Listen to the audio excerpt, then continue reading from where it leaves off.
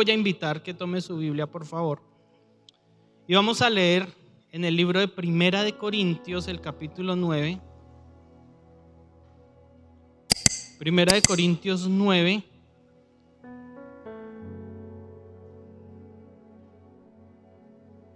Y vamos a leer desde el versículo 15 hasta el versículo 27.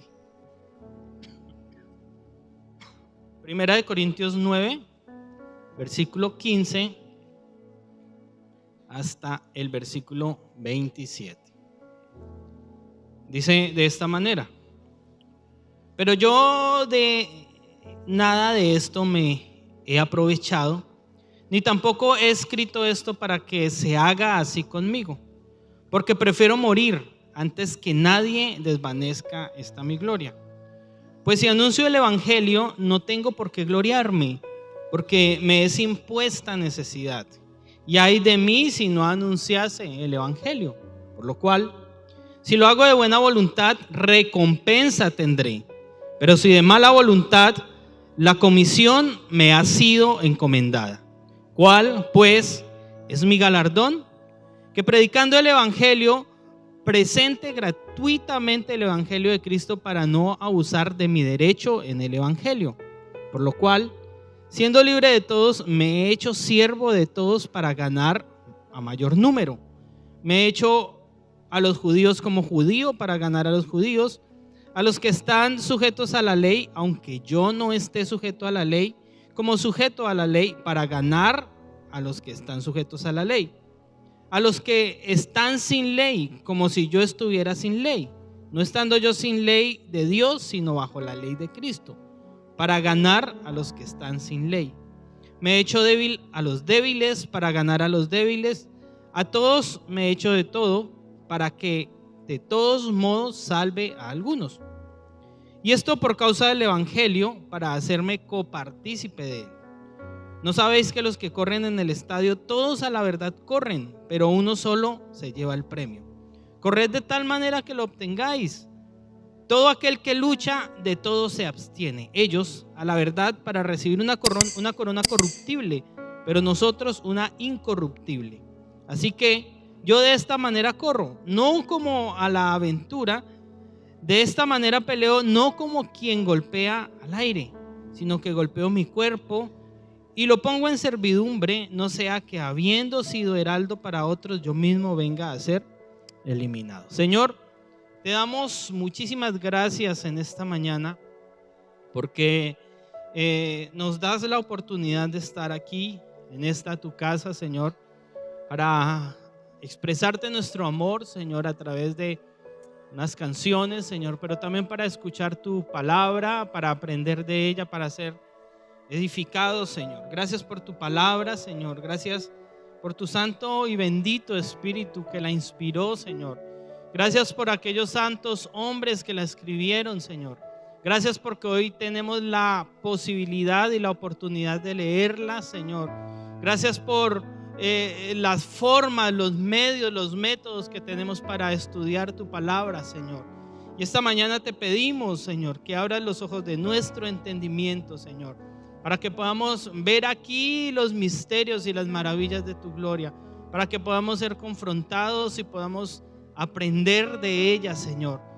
Pero pone en nosotros corazón, Señor, aplicativo, Señor, obediente, para que esta palabra haya cabida en nuestro corazón, Señor, y entonces podamos colocarla en práctica, bendito Señor. Te honramos y te bendecimos en esta mañana.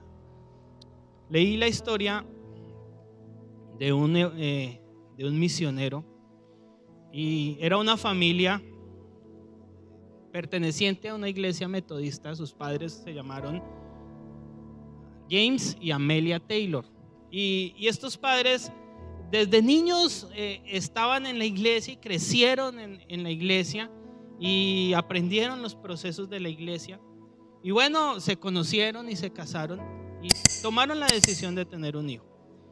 Y cuando el niño nació,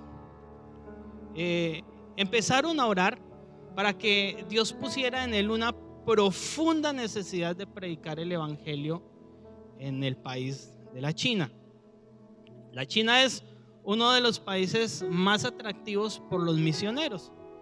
El hijo de esta pareja, Hudson Taylor se llamó, creció en la iglesia y empezó a estudiar la Biblia, y sus padres seguían orando para que él sintiera esa profunda necesidad de poder ir a la China a predicar el evangelio, ya que para ellos les había sido imposible. El joven empezó a estudiar la Biblia, empezó a crecer en la Biblia. El joven se preparó, se formó, y se llegó el momento en el que estaba preparado para ir a predicar el evangelio a la China. Y cuenta la historia que en el año de 1853 Hudson se encontraba en un barco en el puerto de Liverpool, dispuesto a ir a la China a predicar el evangelio. Luego llegó a la China después del viaje y empezó a conocer la cultura, y se entrevistó con algunos otros misioneros que estaban allí ya predicando el evangelio, y encontró que aquellos misioneros habían entrado a la China como traductores, y algunos de ellos estaban trabajando en puestos públicos traduciendo a los gobernantes de aquella nación. Y se cargó su corazón porque encontró que esos misioneros que habían sido comisionados para predicar el evangelio no lo estaban haciendo de la forma correcta. Así que se empapó de la cultura de la China y empezó a vestirse con ropas chinas, se dejó crecer el cabello como era la cultura, siendo esto principios contrarios a lo que había aprendido en su hogar. Pues era de una iglesia muy conservadora, así que dejarse crecer el cabello pues era constituido casi que un gran pecado. Sin embargo, él estaba allí en la China, estaba conociendo la cultura y empezó a identificarse con los chinos. El proceso y la historia fue muy largo, pero cuenta que logró establecer una iglesia con 21 personas, y con poco apoyo y con pocas personas que trabajaran con él, siguió el proceso hasta que estableció una escuela de misiones en China. Murió en el año de 1900, pero logró establecer algunas iglesias en la China. Y cuenta la historia que la forma como logró llevar a Cristo a los chinos fue a través de una motivación, y esa motivación nació a partir de la oración de sus padres que querían que predicara la China. Luego de tener esa motivación, estableció una estrategia que fue identificarse con los perdidos de aquella nación, para luego concientizar a los perdidos de Cristo y de la cruz. En este pasaje que leímos aquí en el libro de Corintios, Pablo está haciendo una muy importante exposición de su proceso evangelístico, y yo encuentro que Pablo aplica los mismos 3 principios que Taylor: motivación, estrategia y conciencia. Y vamos a hablar de esos 3 principios en esta mañana, para que usted los aprenda y luego podamos ir a aplicarlos con las personas que necesitan de Cristo en nuestros procesos evangelizadores. El primer elemento, el primer concepto es motivación. Está en el versículo 15. Dice el versículo 15: pero yo de nada de esto me he aprovechado. Pablo ha venido hablando en los versículos anteriores de que el obrero es digno de su salario, que al que predica pues necesita sobrevivir y necesita de recursos que provengan de su trabajo. Pero luego él dice aquí en el versículo 15: eso a mí no me interesa. Yo de nada de esto me he aprovechado, ni tampoco he escrito esto para que se haga así conmigo, ni tampoco escribí la Biblia para que me den ofrendas, dice Pablo, porque prefiero morir antes que nadie desvanezca esta mi gloria. Pues si anuncio el evangelio, no tengo de qué gloriarme, porque, y subraya esa frase, porque me es impuesta necesidad. Ay de mí si no anunciare el evangelio. Lo primero que hay en la motivación de Pablo proviene de una necesidad. Dice el versículo que leemos, el pasaje que leemos, dice que había una necesidad que había sido impuesta en el corazón de Pablo, Y esa necesidad lo llevó a desarrollar un trabajo evangelizador de Pablo. Ese pasaje me muestra que el trabajo evangelizador de Pablo no es, en primer lugar, el resultado de su orgullo propio. Algunos estaban predicando en la época por dinero, porque predicar algún evangelio, algún tema religioso podía constituirse en una buena fuente de recursos económicos. Y bueno, nada diferente a lo que sucede en nuestros días, ¿no? Que muchos predican por dinero, pero la motivación de la predicación evangelizadora de Pablo no era el dinero ni su orgullo propio. Tampoco fue la motivación de una función laboral. Cuando estamos en nuestro trabajo, cuando llegamos a un trabajo, nos dicen cuáles son nuestras funciones, ¿sí? Nos han entregado un manual de funciones donde están descritas cada una de las cosas que tenemos que hacer.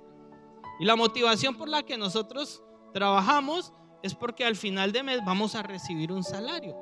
Pero nadie, o quizá muy pocas personas, tomarán su manual de funciones y dicen: yo voy a hacer esto aunque no me paguen porque me apasiona, ¿cierto? No es así. Pablo no está predicando la palabra porque le toca, porque es una función que le ha sido asignada.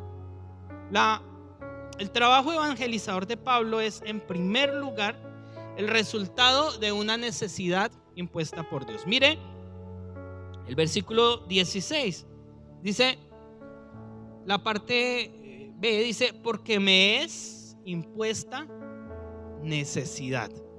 Es el resultado de una necesidad impuesta por Dios, y esa necesidad la coloca Dios. ¿Qué necesidad? La necesidad de entender que el hombre sin Cristo se está perdiendo, que muchos allá afuera se están muriendo y se están yendo al infierno, y que nosotros no estamos haciendo nada. Y Pablo está mirando el mundo y está diciendo: tantos gentiles hay que se están perdiendo y nadie les está predicando.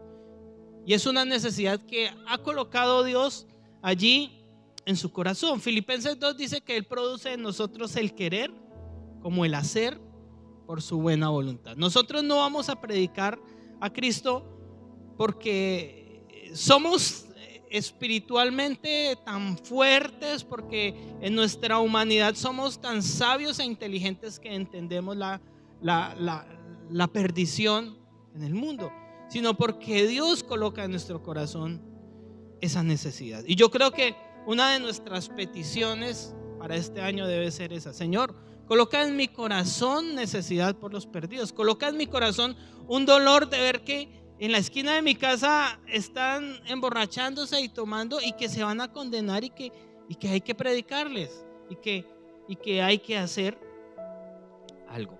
Mire, Dios determinó que Pablo fuera apóstol. En Hechos 17, Pablo hace una exposición de lo que él es y dice: yo estoy aquí porque Dios me escogió a mí, porque Dios me llamó a mí, y cuenta la forma como Dios lo llamó. Yo no estoy siendo apóstol y predicador porque quiero, sino porque Dios me llamó y puso en mí una necesidad especial. Ese trabajo evangelizador entonces es el resultado de una necesidad que proviene de Dios, no una necesidad humana. Mire, 1 Timoteo 2:4 dice que Dios quiere que todos los hombres sean salvos.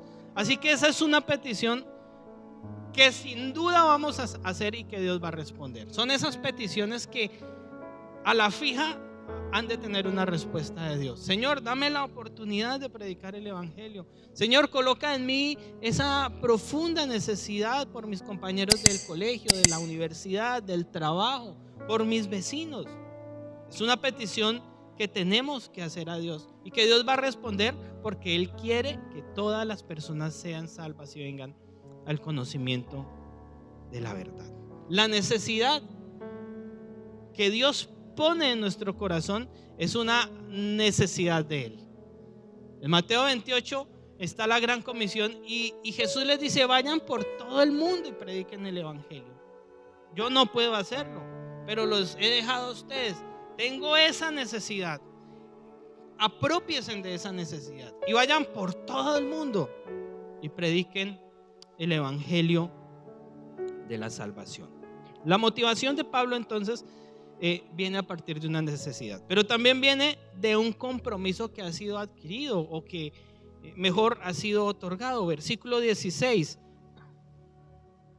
Y Pablo termina el versículo diciendo: ay de mí si no anunciare el evangelio. Tiene Pablo una conciencia clara y profunda de las consecuencias que puede traer no predicar el evangelio. Y esa es una conciencia que nosotros no tenemos. Y Pablo dice que sea lo que sea, que pase lo que pase, pero que yo no deje predicar el evangelio. Porque hay de mí si no anuncio el evangelio. Y esta responsabilidad se la puso Dios en su corazón a través de la necesidad.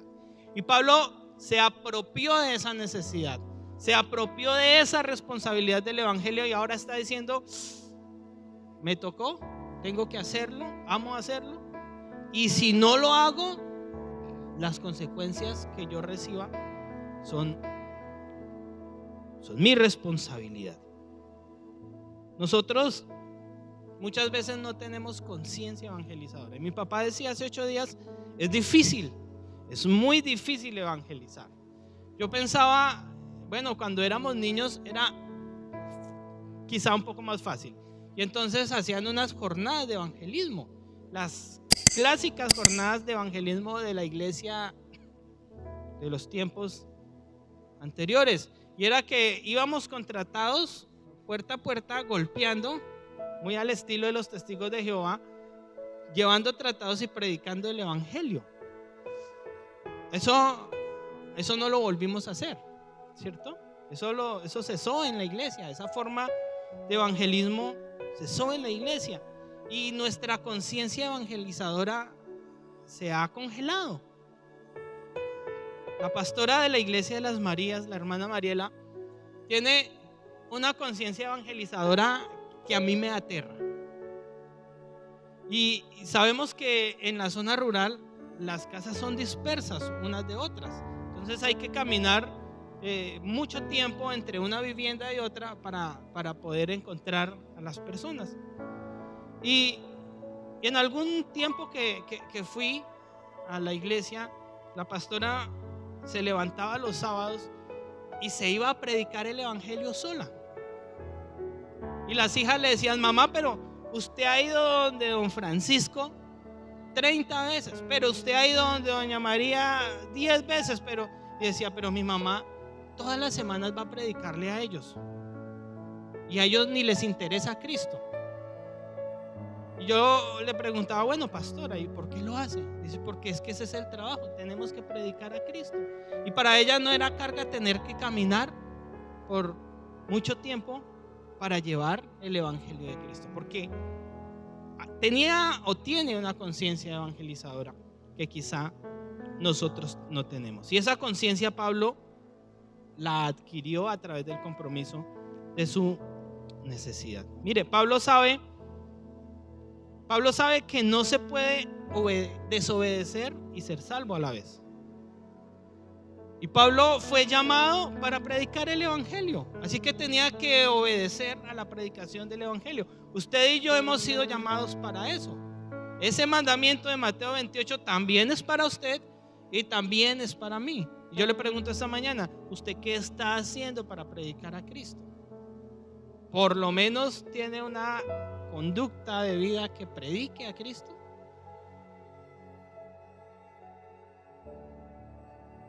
Número 3, en esa motivación, la recompensa. Versículo 17 dice: por lo cual, si lo hago de buena voluntad, recompensa tendré. Pero si de mala voluntad, la comisión me ha sido encomendada. ¿Cuál pues es mi galardón? Que predicando el evangelio presente gratuitamente el evangelio de Cristo, para no abusar de mi derecho en el evangelio. Y Pablo habla de una recompensa acá, y esa recompensa en primer lugar obedece a la voluntad. Y él habla aquí de la buena voluntad y de la mala voluntad. Y esta no es la buena manera o la mala manera de ir a predicar a Cristo. Podríamos pensar que Jonás se fue de mala voluntad a predicar a Cristo. Aquí no se refiere a ese tipo de voluntad. Se refiere a lo que es otorgado por obligación o por opción. Pablo habla de dos formas de predicar el evangelio. Una, por obligación, porque le ha tocado hacerlo, y otra porque sencillamente es una opción. Predicar a Cristo. La opción es su decisión propia de hacerlo. A usted nadie lo obliga, ¿cierto? Usted va y predica porque quiere. Pero si usted entiende la obligación, entonces usted lo hace porque entiende que es un mandamiento. Y Pablo dice acá, bueno, yo voy a tener una recompensa. Si lo hago porque entiendo que esa opción es una obligación, entonces voy a tener una recompensa. Pero si lo hago porque me toca, porque me obliga la palabra y me obliga a Cristo, pues igual la comisión me ha sido encomendada, entonces tengo que hacerlo. Como quien dice, sí o sí, tengo que hacerlo. No hay forma de decir que no. Vaya, predique por la buena o vaya, predique por la mala, pero hágalo, porque no hay forma de denegar el mandamiento bíblico de predicar a Cristo. Y cuando recibimos a Cristo en nuestro corazón, parece que eso no nos lo dicen. cuando recibimos a Cristo nos dicen que Cristo nos ama, que Él va a perdonar nuestros pecados y todo ese tema, pero no nos dicen, y ahora usted tiene también que ir a predicar a Cristo y a ser discípulos. Cuando recibimos a Cristo en nuestro corazón, adquirimos esa obligación de evangelizar, de hablar de Cristo, de dar testimonio. Así que entonces la motivación en el proceso de evangelización viene a través de una necesidad, a través de adquirir un compromiso y de tener una recompensa. Y esa recompensa aquí Pablo dice, me gusta lo que dice, él la llama un galardón. Y cuando leemos el galardón, automáticamente pensamos en la salvación. Decimos el galardón que pensamos en nuestra lectura a priori, pensamos que el galardón que Pablo espera recibir por la predicación es la salvación. Pero mire, versículo 18, ¿cuál es mi galardón? ¿Cuál es mi premio? ¿Cuál es mi ganancia? Que predicando el evangelio presente gratuitamente el evangelio de Cristo. Pablo está diciendo, para mí el premio y para mí el galardón es que yo pueda predicar el evangelio y no me paguen, y no obtenga ganancia, porque ese es el contexto del pasaje. Mire, Pablo entiende que predicar a Cristo es un honor. Eso no lo entendemos nosotros. Pablo entiende que servir a Cristo es un honor. Eso tampoco lo entendemos nosotros.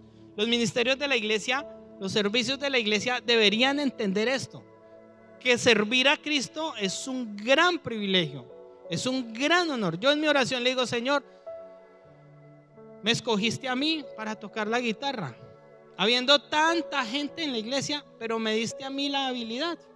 No soy el gran guitarrista, pero trato de hacerlo y estudio y me preocupo por hacerlo de la mejor manera, porque, ¿saben? Es un honor tocar la guitarra para el Señor. Es un honor que los sugieres se paren allá en la puerta y hagan su trabajo para el Señor. Es un honor que las hermanas que hacen el aseo lo hagan para el Señor. Es un honor servir al Señor. ¿Cuánto mayor honor es predicar a Cristo para que otras personas lleguen al corazón de esas, para que Cristo llegue al corazón de otras personas? Ese debiera ser nuestro pensamiento, entender que la predicación es un honor mayor, es un honor máximo. Pablo tiene por satisfacción eso, ¿no? Sencillamente dice que yo predique gratuitamente a Cristo, con necesidades, con dificultades, en la cárcel, golpeado, sin que nadie le ayudara. Quizá lo hacía solo, pero su galardón era predicar a Cristo. Y pensaba yo en la satisfacción que Pablo sentía por hacer la obra. Cuando Pablo se iba de una ciudad y dejaba establecido una iglesia y se iba, él decía, prediqué a Cristo, recibieron a Cristo, dejé allá 10 hermanitos, ellos se van a encargar de salvar esa nación, ese pueblo. Se iba feliz, se iba contento, ¿cierto? Antes de casarme, decidimos con mi hermana hacer un viaje. Y nos fuimos en moto. A hacer un viaje por toda la costa. Duramos 15 días en nuestro viaje. Y el compromiso, ella tiene amigos en todo lado. Entonces yo ponía la moto y el dinero, y ella ponía el hospedaje. Entonces llamó a todos sus amigos. Bueno, llegamos tal día, nos vamos a quedar tantos días, y nos hicimos el viaje. Y pasando de Barranquilla a Santa Marta, me dijo: ¿usted sabía que aquí es donde desemboca el río Magdalena? Le dije: sí. Me dijo: vamos a la desembocadura. Buscamos en el mapa y encontramos, y empezamos la ida hacia ese lugar. Cuando llegamos a cierto punto y había una vía férrea, y era río a la derecha y mar a la izquierda, y la vía férrea. Y no sé, son quizá 1,5 kilómetros o 2 para llegar allá a la punta donde se une el mar con el río. Y Ruth me dijo: entremos. Ruth es demasiado aventurera. Y había como un carrito ahí en los rieles y tocaba pagar, pero ese día no había servicio. Yo le dije: pero no hay servicio para ir, ¿qué hacemos? Dijo: vamos en la moto. Montamos la moto en medio de la vía férrea y nos fuimos hasta el final de ese lugar. Cuando llegamos al final de ese lugar, habían unas casas de invasión allí, unas cuantas casas.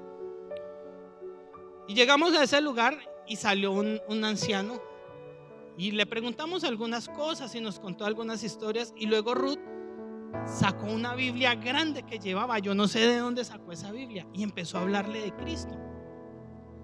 Y ese señor empezó a hacerle preguntas, y luego ese señor fue quebrantado y empezó a llorar. Y Ruth me decía: tenemos que hablarle, usted ore mientras yo, porque ella sabe que yo no hablo mucho, ore que yo predico. Y yo: Señor, y orando ahí, me iba hacia al lado y oraba, y ella iba haciendo la función evangelizadora. Y llevó a este señor, después de que se quebrantó a Cristo, le regaló la Biblia que llevaba. Eso era una Biblia grande, yo no sé ya de dónde llevó esa Biblia, y nos devolvimos. Y cuando salimos nos dijo: mire, Dios nos llevó a ese lugar no para ver lo bonito del lugar, sino para predicarle a ese anciano. ¿Y sabe qué? Ya por eso tiene mucho significado nuestro viaje, Juan, me dijo ella. Ya eso es suficiente. Ya de aquí para allá que pase lo que tenga que pasar, pero ya hoy se cumplió el propósito de este viaje, me dijo Ruth. Y yo me quedé pensando en eso y dije: oiga, sí, Dios nos trajo de lejos a predicarle a un señor. ¿Cuántas personas viven en Barranquilla? Miles.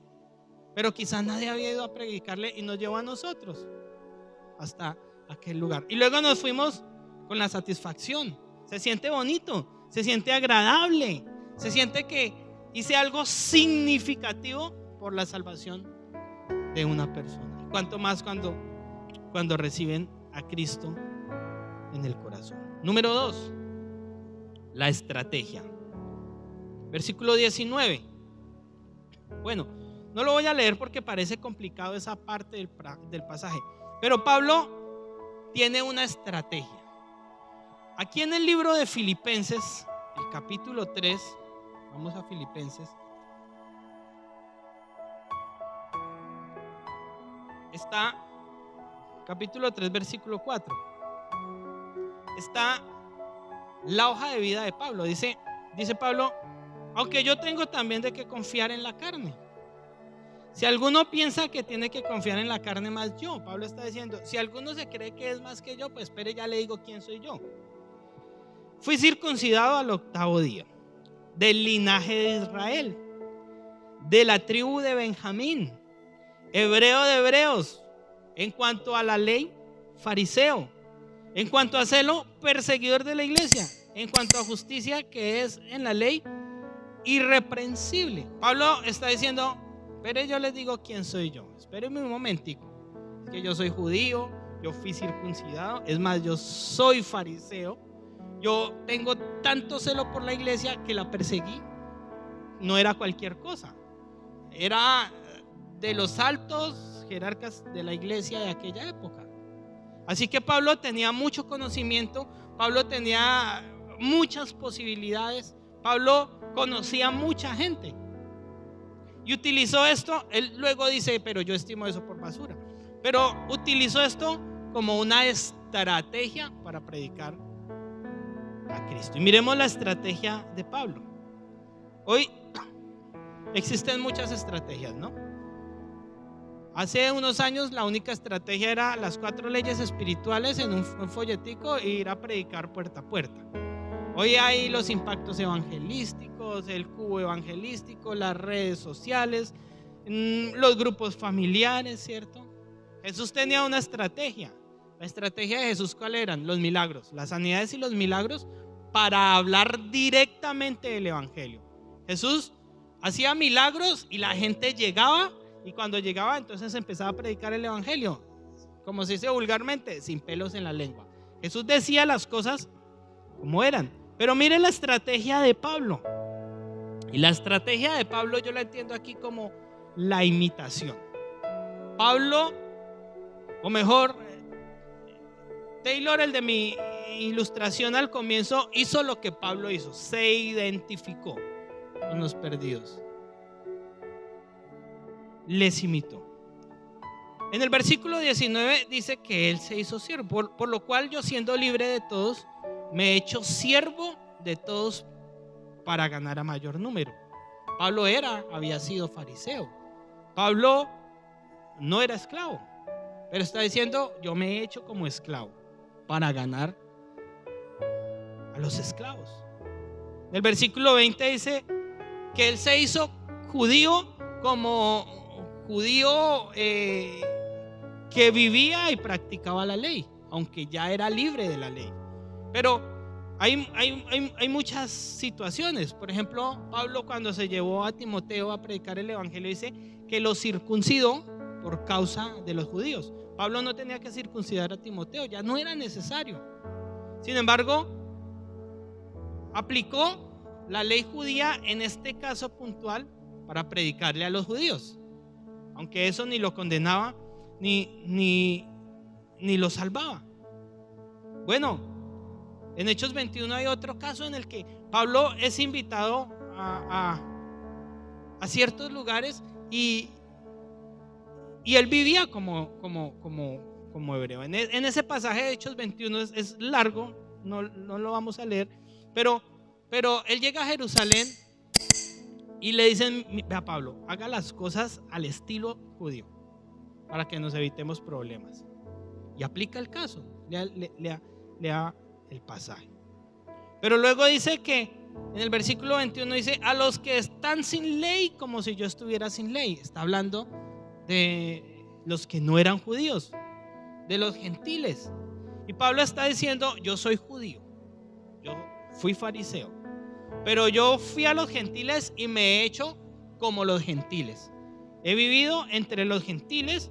Y cuando Pablo estaba entre los gentiles, vivía como los gentiles. Cuando Pablo está en Filipos, en el evento de la cárcel, y es liberado, dice el pasaje que cuando salió de la cárcel fue a comer a la casa del carcelero. Y créanme que el carcelero no le sirvió comida judía, porque el carcelero se acababa de convertir, se acababa de arrepentir y no sabía con claridad las costumbres hebreas con las que Pablo había nacido. Pero le dijo, venga Pablo, vamos a mi casa que lo voy a invitar a comer. Y sirvió. Y cuando Pablo estaba en Jerusalén, no comía cerdo por causa de los judíos, pero seguramente el carcelero le sirvió una muy buena chuleta de cerdo y Pablo y Silas se la comieron. Porque eso no era lo importante era que el carcelero fuera salvo. Pero a través de esa estrategia iba a conquistar el corazón. Luego en el versículo 22 dice que se hizo débil. Me he hecho débil a los débiles. En Corintios dice que cuando él era débil era más fuerte, pero que era débil por sus necesidades, por su enfermedad física, por sus dificultades. Y, y aunque hubo situaciones en las que realmente era fuerte, se hizo débil con los débiles para llevar el evangelio. Y en el versículo 22 dice, termina diciendo, a todos me he hecho de todo. Es decir, me ha tocado hacer hasta lo que usted no se imagina para relacionarme con las personas y poderles predicar de Cristo, para llegar a las personas y predicar de Cristo. La predicación tiene un elemento clave, y es que la predicación tiene que ser puntual, directa, clara. Cuando éramos más jóvenes con Daniel, teníamos un grupo de música y teníamos esa ilusión adolescente de hacer música y que los jóvenes saltaran y brincaran y se desordenaran. Y la excusa para poder tener nuestro grupo era: vamos a alcanzar a los jóvenes a través de Cristo. Y recuerdo que escuchábamos grupos cristianos y la música es muy débil en la forma de predicar el evangelio. Y en un concierto en el que todos estamos tocando y allá hay un poco de gente gritando y brincando, no se le está poniendo cuidado a la letra de las canciones. Y si nuestras letras tenían algún insumo del evangelio, y aunque entre canción y canción hablábamos del evangelio, no recuerdo de uno solo que nos hayamos ganado. No es esto de pronto, este pasaje no pudiera interpretarse así, ¿no? Yo me voy a ir a los músicos y me voy a volver como ellos y me voy a poner expansiones y me voy a tatuar para salvarlos, ¿cierto? Conocí un grupo así. Conocimos un grupo que tocaba metal, ¿cierto, Daniel? Con el pelo largo. Eso era como glam, ¿cierto? Porque tenían los pantalones pegados, rotos. Y no sé, haga de cuenta ver a Kiss o esos grupos así. Exégesis se llamaba el grupo. Y fue un evento de varias bandas y los vimos orando. Parecían como tan cristianos y oraban con fervor y todo, pero había algo que incomodaba. Y veíamos esa figura física orando a Dios y como que no reflejaba a Cristo, como que no lograba eso. Y hablábamos con mi hermano y entendíamos eso. Podemos estar entre ellos, predicar a Cristo, pero no ser como ellos y no hacer lo que ellos hacen. Pablo se identificó con las personas, se hizo débil. Pablo se sentó con los gentiles, se sentó con los judíos, pero no practicó lo pecaminoso que ellos hacían, sino reflejó a Cristo a través de todas las cosas. La estrategia de Pablo entonces fue identificarse, ponerse en los zapatos de las personas. Jamás se volvió como ellos, pero conquistó el corazón de ellos. Y nosotros tenemos muchos espacios sociales en los cuales podemos identificarnos. No tiene usted que irse para la China. Allá en su trabajo, allá en su colegio, allá en el lugar donde usted está en su barrio, puede identificarse y predicar a Cristo. Y mire, es difícil, es muy difícil ganarse a las personas. Yo llevo 10 años predicándole a 4 personas, como se dice de forma vulgar, quemándole cartuchos a 4 personas de lunes a viernes por 10 años. Y no me he ganado ninguno. Pero hemos hecho el trabajo. ¿Cómo? Identificándonos con ellos, a partir de sus necesidades, a partir de sus peticiones, a partir de las diferentes situaciones. Y número 3, conciencia. Este es el tercer elemento en el proceso evangelizador de Pablo. Versículo 24 dice: ¿no sabéis que los que corren en el estadio, todos a la verdad corren, pero uno solo se lleva el premio? Corred de tal manera que lo obtengáis. Todo aquel que lucha, de todo se abstiene. Ellos a la verdad para recibir una corona corruptible, pero nosotros una incorruptible. Así que yo de esta manera corro, no como a la aventura. De esta manera peleo, no como quien golpea al aire. sino que golpeo mi cuerpo y lo pongo en servidumbre, no sea que habiendo sido heraldo para otros, yo mismo venga a ser eliminado. Y Pablo en estos versículos hace una reflexión acerca del por qué debe predicar a Cristo. Y toma el ejemplo de las Olimpiadas en Corinto, unas Olimpiadas que se celebraban cada 2 años, y toma 2 deportes de los que allí se practicaban. Uno era el atletismo. En el versículo 24 dice: ellos corren por un premio. Está hablando del atletismo, diciendo: mire, la vida es una carrera. Todos estamos en la carrera de la vida. Mire este pasaje, Hebreos 12.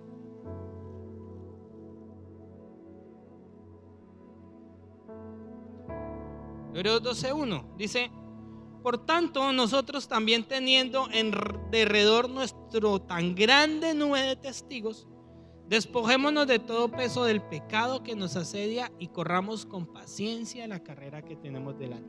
El evangelio es una carrera. Es una carrera que a veces se hace pesada por el pecado. A diferencia del deporte, en la carrera del evangelio, el que corra bien se lleva el premio. Muchos serán los que obtendrán el galardón. Así que esta carrera sugiere una exigente preparación diaria, permanente, devocional. Y Pablo está haciendo un análisis de la situación de la vida cristiana. Y luego en el versículo 26 dice: así que yo de esta manera corro, no como a la aventura, no como a la loca, sino como teniendo una meta. El deportista corre porque hay una meta, porque va a llegar a una meta.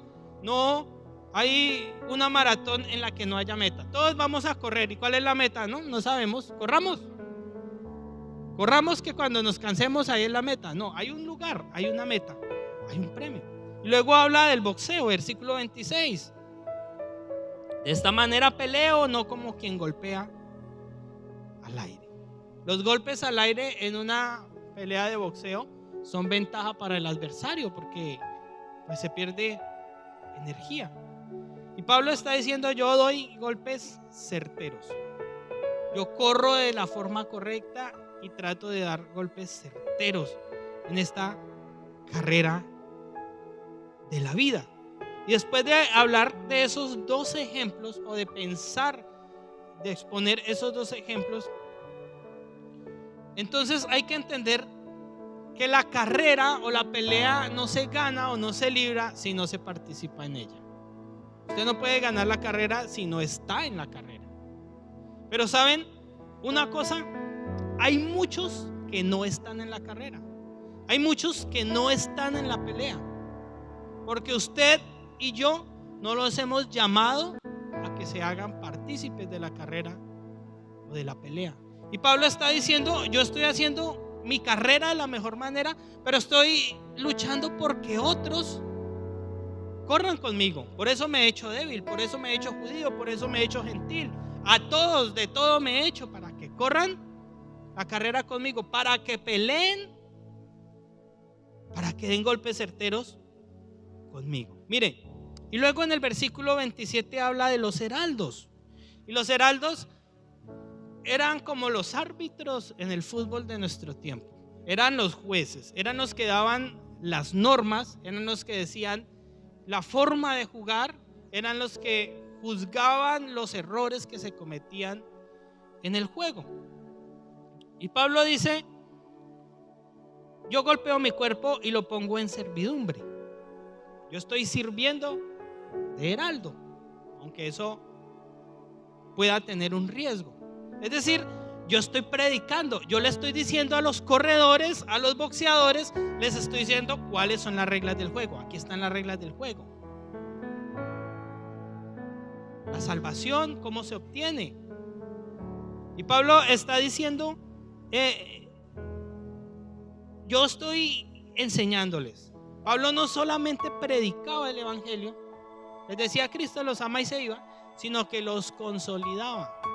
Y él no se iba de un pueblo hasta que dejara una iglesia formada, hasta que tuviera la seguridad de la salvación en aquellas personas. ¿Y eso cuánto tiempo toma? A veces creemos que la mágica oración de fe salva a las personas. Y déjeme decirle que eso no sirve para nada. Alguien viene y se arrepiente y hace la oración de fe y hasta se arrodilla, pero se va y sigue viviendo igual. Necesitamos de tiempo con esa persona, de seguimiento, de atención con esa persona para comprobar que ha nacido de nuevo. Meses quizá, esperando que sus frutos demuestren que ha nacido de nuevo. Y esa es la función del heraldo. He sido heraldo para otros, dice Pablo. Termina diciendo: yo mismo, no sea que habiendo sido heraldo para otros, yo mismo venga a ser eliminado. Hay el riesgo, ¿no? Hay el riesgo que otros se salven a los que yo les prediqué y yo no me salve. El compromiso es grande porque yo tengo que luchar con temor y temblor por mi salvación, pero tengo el compromiso también de hablarles de Cristo y hacer que ellos corran la carrera conmigo. Eso me habla de conciencia, de entender que yo necesito a Cristo y que así como yo necesito la salvación, ellos allá afuera también necesitan a Cristo. ¿Cuál es nuestra conciencia de la salvación? ¿Cuál es nuestra conciencia de la evangelización? Motivación, estrategia y conciencia. 3 elementos importantes en el proceso evangelizador para que podamos cumplir la gran comisión. Señor, te damos muchísimas gracias en esta mañana por tu palabra.